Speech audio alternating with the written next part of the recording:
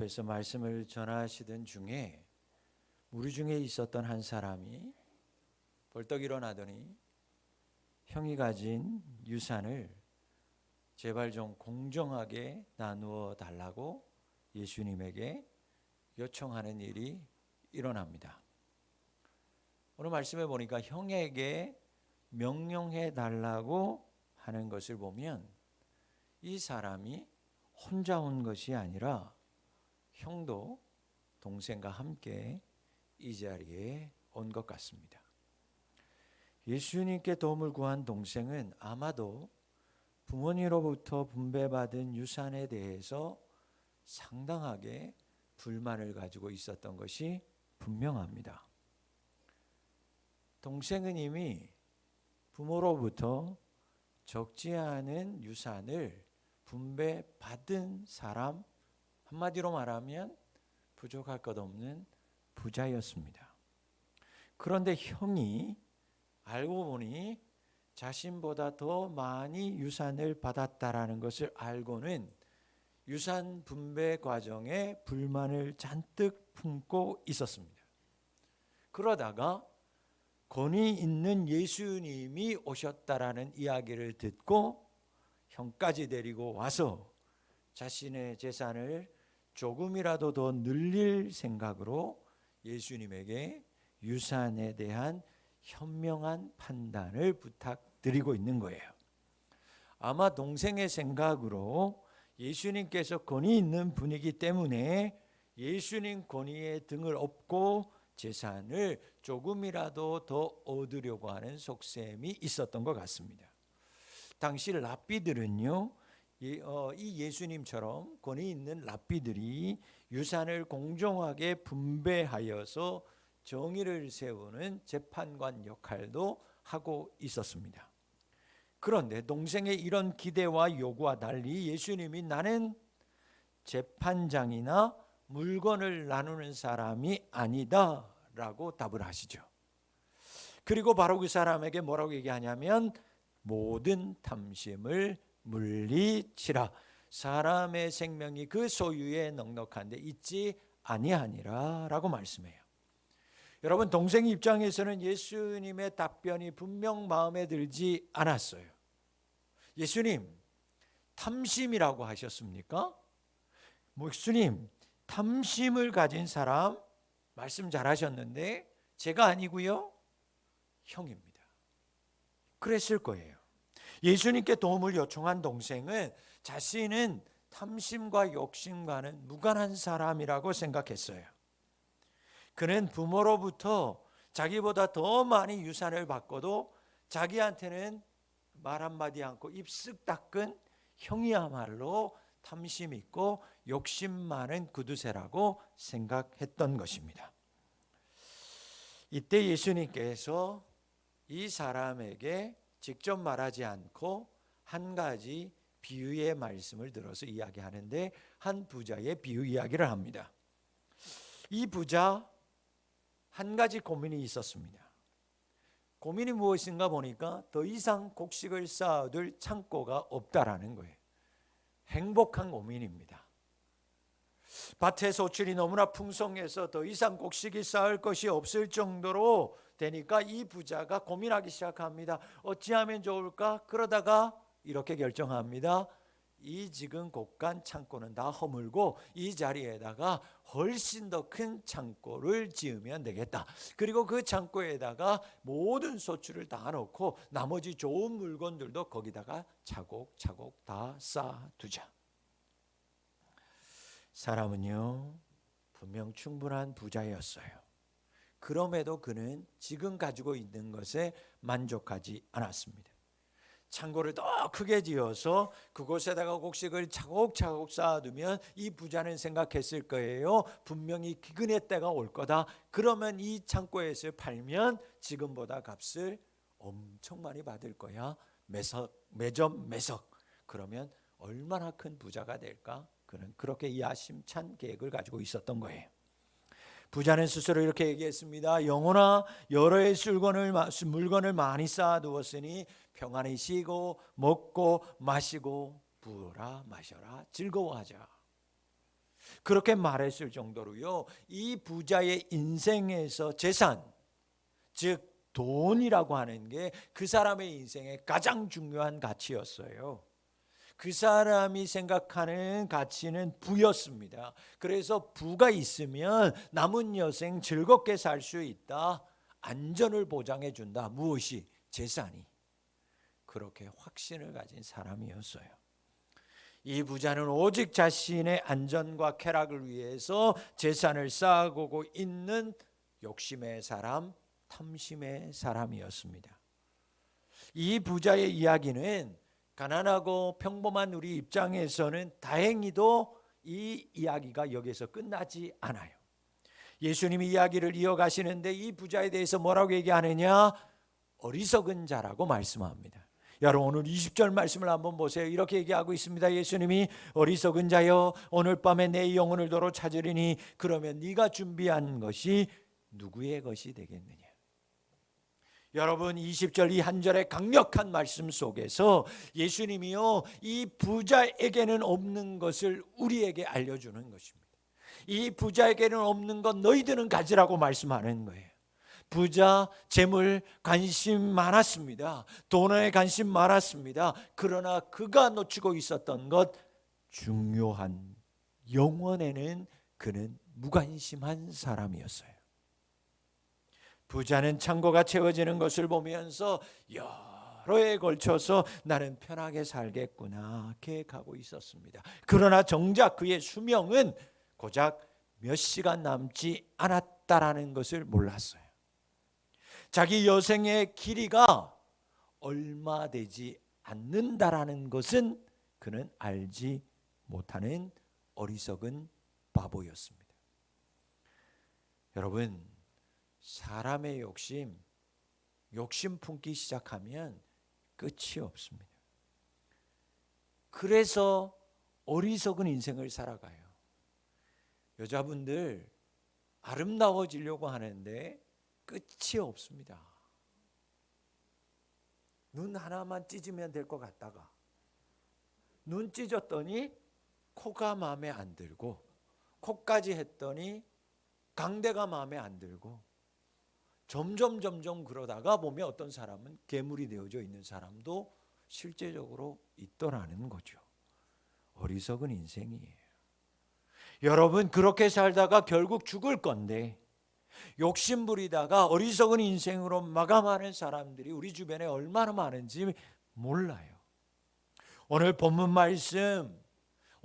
말씀은 오늘 우리들이 진정으로 인생에서 무엇을 추구하며 살아야 하는지 말씀하고 있습니다. 그리고 무엇이 인생을 우리가 염려하는 것으로부터 자유롭게 할 수 있는지를 오늘 본문이 생각하게 하는 거예요. 사람의 인생을 불행하게 하는 밑바탕에는요, 항상 탐심이라고 하는 게 자리 잡고 있어요. 탐심은 여러분 모든 싸움과 다툼, 분쟁과 시기, 더 나아가서 전쟁의 불씨가 되기도 합니다. 탐심은 온갖 부정적이고 부정직한 행동을 탐심은 만들어내요. 탐심은 우리를 소유를 누리는 데는 몰두하게 합니다. 그러다 보니까 여러분, 하나님과 영혼에 대해서는 철저하게 무관심하게 만들어 버리는 것이 바로 욕심, 탐심이라고 하는 놈입니다.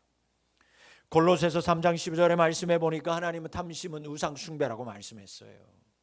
그래서 탐심하면 우상 숭배고, 그 우상 숭배하는 그 탐심의 끝에는 하나님의 진노가 임한다라고 말씀하고 있습니다. 여러분, 골로새서 3장 5절의 말씀을 잘 의미를 새기면서 한번 합독하겠습니다.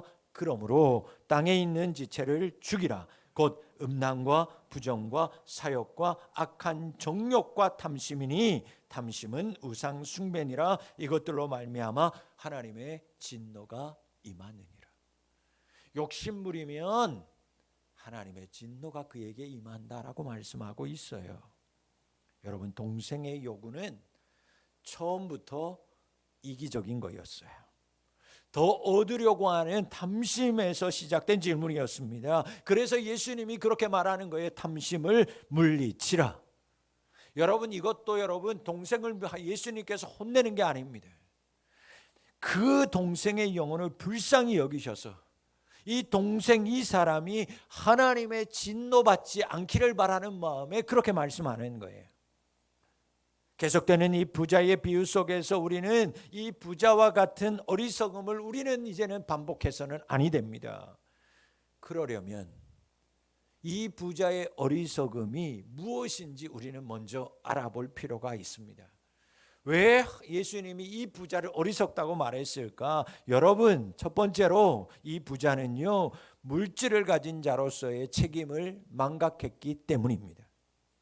여러분, 오늘 부자의 비유를 다시 한번 잘 읽어보세요. 유독 이 부자가 자기 입에서 계속해서 반복하여서 내뱉는 말이 있습니다. 잘 보세요. 바로 내가, 나라고 하는 말입니다. 내가 곡식 쌓아둘 곳이 없으니 내가 이렇게 하리라. 내 곡간 헐고 내 모든 곡식과 물건을 또 내가 내 영혼에게 이르되. 이 사람은 오직 내가 나 자신만을 위해 사는 사람이었다라는 거예요. 자기만을 위해 쌓아두는 사람이었어요. 그래서 하나님이 뭐라고 얘기했느냐? 너 어리석은 사람이다 라고 말하는 것입니다. 목사님, 자기가 열심히 벌었는데 자기 돈인데 자기 위해서 사는 게 잘못된 겁니까? 여러분, 잘못된 것입니다. 그리스도인들의 하나여서 잘못된 것입니다. 이 사람에게는 사회정의라고 하는 것은 아예 관심 밖의 일이었어요. 여러분, 마태복음 6장 이와 반대되는 하나님의 말씀을 예수님께서 산상수훈에서 마태복음 6장 19절 20절에서 이렇게 얘기합니다. 보물이 이 땅이 아닌 보물은 하늘에 쌓아둬야 된다. 여러분, 하나님께서 우리에게 주신 물질이, 왜 하나님 우리에게 물질을 주셨는가? 분명한 이유가 있어서 주셨다라는 거예요. 그런데 우리는 하나님께서 우리에게 주시는 이 물질, 분명한 목적과 이유가 있는데 이 부자처럼 우리도 너무나도 자주 주님이 우리에게 맡기신 이 물질의 목적과 이유를 자주 놓치며 산다라는 겁니다. 여러분, 물질을 나를 위해서 사용한다, 나만을 위해서 사용한다, 그것 우리는 당연하다고 생각합니다. 여러분, 하나님이 우리에게 물질 주실 때는요, 그 물질 왜 주셨는가? 나누라고, 그래서 나누어서 사람들에게 유익하도록 하라고 주신 거예요. 그래서 구약 성경에 너희들 주신 것 있으면 어려운 사람, 고아와 과부를 돌아보아야 할 책임이 있다라고 하나님께서 하나님의 백성들에게 그 물질을 맡겼어요. 그래서 우리는 물질 이야기할 때 당연히 따라오는 이야기가 있습니다. 물질 이야기할 때 그리스도인은 청직이다라는 거예요. 하나님이 맡기셨다라는 거예요. 왜? 믿으니까. 세상의 사람들은 못 믿겠다라는 거예요. 그러나 하나님의 백성, 하나님의 자녀들, 하나님의 백성들이 하나님이 내가 너 믿으니까 맡겼으니, 하나님의 뜻대로 사용할 줄 믿고 맡겼으니 너희들은 이제 하나님께서 쓰시고자 하는 것에 어려운 이웃을 위해서 사용해야 된다라고 맡기신 거예요. 그래서 우리는 청직이라는 겁니다. 여러분, 하나님이 맡기신 것이기에 하나님이 맡기신 그분의 뜻에 따라서 살아야 할 의무가 우리에게 있다라는 것을 기억하시기를 바랍니다. 나만을 위해서 쓴다고요? 나만을 위해서 사는 사람이라고요? 어리석은 사람입니다. 여러분, 이런 말 들어보셨죠? 노블리스 오블리제. 프랑스어예요. 귀족의 의무. 노블리스 오블리제. 여러분, 사회의 고위 지도층에게 요구되는 높은 수준의 지적인 어떤 도덕적인 의무, 사회적인 책임을 그들이 해야 된다라는 용어입니다. 세상 사람들도 요구하는 게 있어요. 기대하는 게 있어요. 사회적으로 괜찮은 지위가 있다, 위치가 높아졌다라면 자기들의 권리만 주장하지 말아라. 자기들만 누리면 안 된다. 그에 걸맞는 책임, 그에 걸맞는 선행이 반드시 수행되어야 한다라고 하는 게 노블리스 오블리제예요. 그러므로 높은 지위, 높은 부가 있는 사람일수록 그 사람들은 더 많이 사회에 봉사해야 되고, 약자들을 더 많이 도와야 되고, 공공의 선을 위해서 힘써야 한다라는 것입니다. 며칠 전에 우리나라에 방문했던 빌 게이츠, 여러분, 빌 앤 메란다 게이츠 재단을 통해서 이 사람이 전 세계의 보건과 교육과 빈곤 퇴치에 앞장서고 있습니다. 블룸버그라고 하는 기관이 발표한 대로라면 그 사람의 순수 자손, 순수 자본 다 이율 빼고 정말 그 사람한테 있는 순수 재산이 얼마인가? 우리나라 돈으로 약 221조 원. 놀라지도 않아요. 221조 원이 뭐 얼마인지 우리는 1억도 없으니 1,000만 원도 없는데 221조 원? 여러분, 가늠이 안 되는 돈입니다. 그런데 더 놀라운 게 뭡니까? 그는 자신이 가지고 있는 이 많은 전 재산의 99%를 사회에 환원하겠다고 약속했고요. 내 자녀들에게 1% 이하만 주겠다라고 공언했어요. 여러분, 자기만을 위해서 물질을 쌓는 인생, 어리석은 인생입니다. 마음 밑에 깔려있는 그 탐심을 하나님이 모르지 않아요. 사랑하는 성도 여러분, 나에게 주어진 것 나누고 구제하라고 하나님께서 주셨다라는 것을 기억하며 살 수 있기를 축복합니다. 그래서 오늘 본문은 마지막에 그렇게 얘기하는 거예요. 여러분, 우리가 물질에 대해서 부유할 거 자랑할 거 없다. 제발 너희들은 물질에 부유한 자가 되지 말고 하나님에 대하여 부자가 되라. 여러분, 하나님에 대하여 부유한 자 될 수 있기를 축원합니다. 두 번째, 예수님께서 이 부자에 대해서 왜 어리석다고 했을까? 인생의 주인이 하나님이라는 것을 망각했기 때문입니다. 여러분, 하나님은 물질을 주시기도 하시고 물질을 거두시기도 해요. 생명을 주시는 분도 하나님이요, 생명을 거두시는 분도 하나님이에요. 여러분, 모든 것의 주인은 하나님이십니다. 여러분, 오늘 밤에 도로 찾으리니, 여러분 문득 여러분 이 생각을 꼭 하셔야 돼요. 이 말씀을 기억하셔야 돼요. 내 것이 무엇입니까? 오늘 하나님이 찾아가시면 혹 내 거였다가도 내 게 아닌 거예요. 그런데도 이 부자는요, 물질에 대한 욕심 버리지 않았습니다. 탐심이 들어온 인간은요, 생명과 안전과 부의 원천이 되시는 하나님으로부터 벗어나려는 경향이 생깁니다. 욕심이 들어오잖아요. 그러면 어떤 마음이 반드시 생기냐면, 하나님 없이도 살 수 있겠구나 라는 생각이 반드시 들어옵니다. 여러분, 전도에 보면 두 가지의 종류의 사람이 있어요. 한 가지는 왜 교회 안 오냐라고 말하면 나는 너무 죄가 많아서 그나마 가능성이 있는 사람이에요. 근데 어떤 한 사람은 어떠냐면 하나님 없어, 나는 나만 믿어. 하나님을 떠나도 나는 나 스스로 살 수 있다라고 생각하는 탐심이 들어오면 그런 마음이 생긴다니까요. 성경의 말이, 처음 사람 아담을 보세요. 뱀의 유혹에 들어갔습니다. 그런 유혹이 들어가니까 그 마음 가운데 욕심이 생겨났어요. 보암직도 하네, 먹음직도 하네, 지혜롭게 할 만큼 탐스럽네. 그것이 신약에 와서는 육신의 정욕, 안목의 정욕, 이생의 자랑이라고 말하잖아요. 유혹에 넘어가니까 욕심이 막 생겨났어요. 탐심이 생겨났어요. 나 이제 하나님처럼 될 수 있겠구나, 그 마음이 들어왔습니다. 하나님 것처럼 될 것 같았어요. 그러니까 어떤 일이 생겨났습니까? 탐심이 들어왔어요. 하나님처럼 될 수 있을 것 같은데, 하나님 없이도 살 수 있을 것 같은데, 얼마든지 내 건강 내가 챙기고 내 물질 가지고 떡떡 명떡거리면서 이 세상 뭐 남부럽지 않게 살아갈 수 있을 것 같은데, 그 마음이 들어오니까 어떤 일이 일어납니까? 하나님으로부터요, 독립하려고 하는 거예요. 좋은 말로 독립이에요. 나쁜 말로는요, 도망하려고 하는 겁니다. 떠나는 거예요. 여러분, 생명과 안전과 부의 원천이 되시는 하나님으로부터 독립한다? 그건 여러분 망하는 지름길입니다. 하나님 없이 살 수 있어, 내 힘으로 살 수 있어, 그래 하나님 의지 않아도 돼, 나는 이 정도로 살 수 있으니까, 내 자식들 먹일 만큼 나 해놨으니까 하나님 없이도 되지. 여러분, 망하는 길이에요. 모든 것의 주인이 하나님이라는 사실을 명심하실 수 있기를 바랍니다. 그래서 여러분, 찰거머리처럼 하나님 앞에 찰싹 붙어서 떨어지지 않는 우리 성도님 될 수 있기를 축원합니다.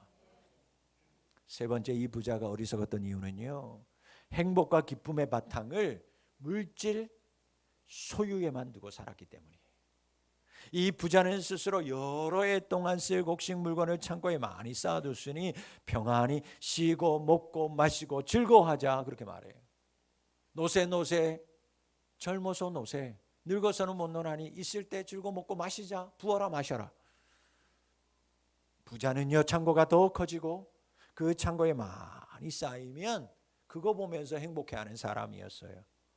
이 사람의 행복의 기준은요, 창고의 크기, 그리고 그 창고에 쌓여가는 재물이었습니다.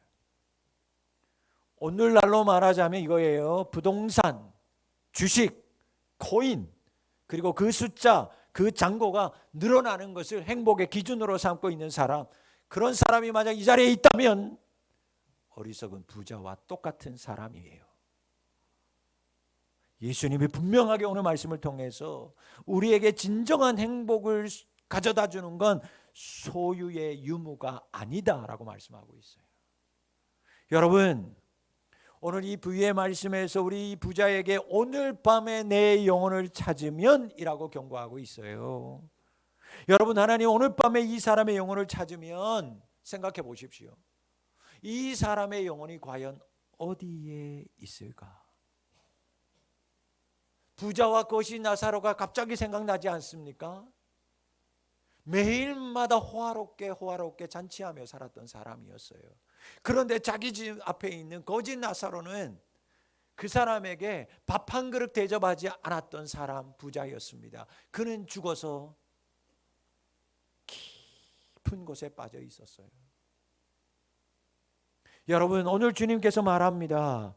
오늘 밤에 내 영혼을 찾으면 과연 이 사람 영혼 어디가 있었을까? 고민해 봐야만 합니다.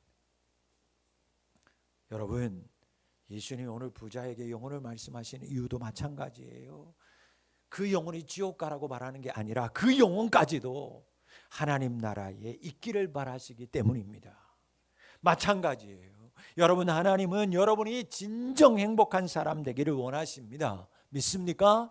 그런데 진정한 행복은 바로 우리가 하나님의 자녀, 하나님의 백성이 될 때 이루어진다라는 것을 말씀하시는 거예요.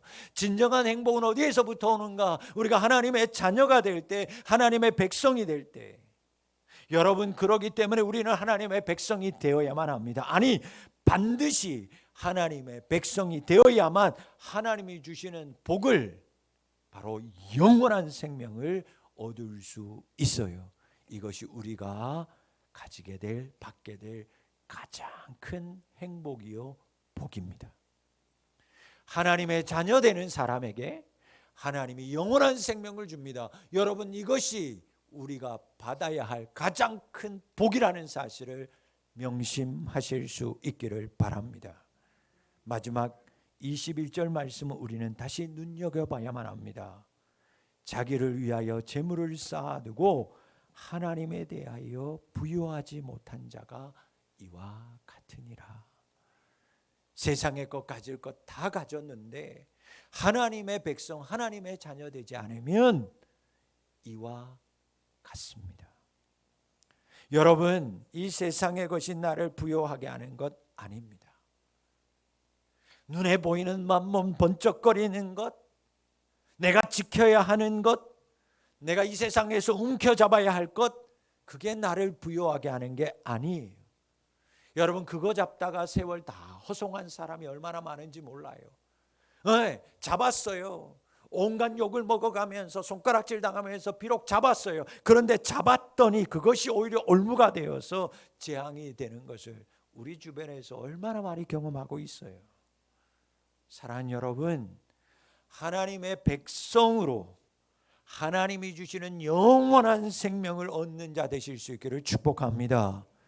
그것이 우리가 누릴 수 있는 가장 큰 복이요 행복입니다. 말씀을 마무리합니다. 하나님 앞에서 온전한 믿음을 가진 사람은 세상의 부여를 쫓아가지 않아요. 주신 것이 있다면 하나님이 나를 믿고 맡기신 것으로 알고 연약한 자들을 위해, 교회와 이웃의 유익을 위해 사용하는 자가 되시기를 바랍니다. 그 사람이 청직이에요.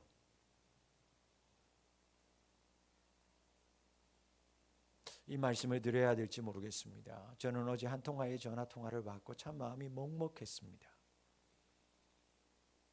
한 성도님이 저한테 전화 와서 이렇게 얘기하는 거예요. 목사님, 우리 교회에 질병 때문에 어려움 당하는 성도가 있는 것을 자기가 아는데 그분을 위해서 자기가 있는 것 작지만 드렸으면 좋겠습니다. 제가 그분의 전화를 받고요, 제가 그렇게 얘기했습니다. 성도님도 내가 힘든 걸 아는데, 성도님도 몸이 힘들고 아픈 걸 내가 아는데 본인을 위해서 사용하셔야죠. 목사님, 저는 괜찮습니다. 그분 위해서 사용했으면 좋겠어요. 전화를 끊고요, 한참 동안 제가 먹먹했습니다. 어떻게 저러실 수 있을까? 그분이야말로 청직이었어요.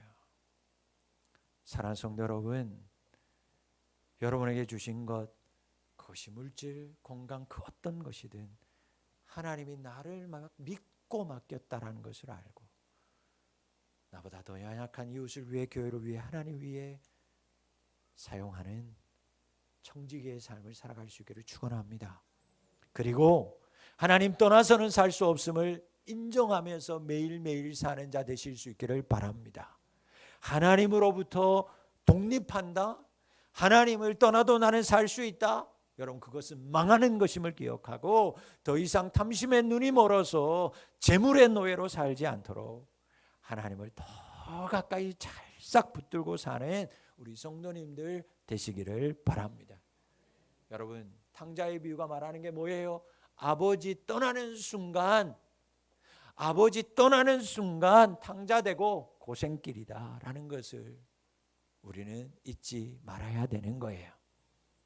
하나님보다, 생명보다 돈을 더 사랑하는 것, 정말 어리석은 자의 선택이에요. 행복, 돈으로 오지 않습니다. 많이 소유한다고 행복해지는 거 아니에요. 오히려 그것 때문에 근심만 더 쌓일 뿐입니다. 디모데전서 6장 10절 말씀에는 돈을 사랑함은 일만하게 뿌리다라고 말씀하면서 이것을 탐내는 사람은 믿음에서 떠나게 되고 결국 많은 근심이 생겨서 결국 그 돈이 자기를 찌르게 된다라고 말씀하고 있어요. 여러분, 진정한 행복은 내가 하나님의 백성 되는 데 있습니다. 하나님의 백성 될 때, 하나님의 다스리시는 그 통치 아래 있을 때, 먼저 그의 나라와 그의 의를 구하는 하나님의 자녀가 될 때, 하나님이 그 하나님의 자녀 백성에게 영원한 생명을 주십니다. 하나님의 자녀 될 때, 하나님 백성 될 때 우리는 하나님의 자녀, 그래서 그에게 주시는 영원한 생명을 받게 된다라는 것 믿으시기를 바랍니다. 살다가 여러분, 이 말씀이 떠오르시기를 바랍니다. 오늘 밤에 내 영혼을 찾으면, 오늘 밤에 너의 그 영혼을 내가 도로 찾으면 과연 나는 지금 어디 있을까? 사랑하는 성도 여러분, 세상에서 부유한 자보다 하나님 안에서 부유한 자로 살아가는 우리 성도님들이 다 되실 수 있기를 주의 이름으로 축복합니다. 기도하겠습니다. 하나님 아버지, 오늘 밤에 내 영혼을 찾으면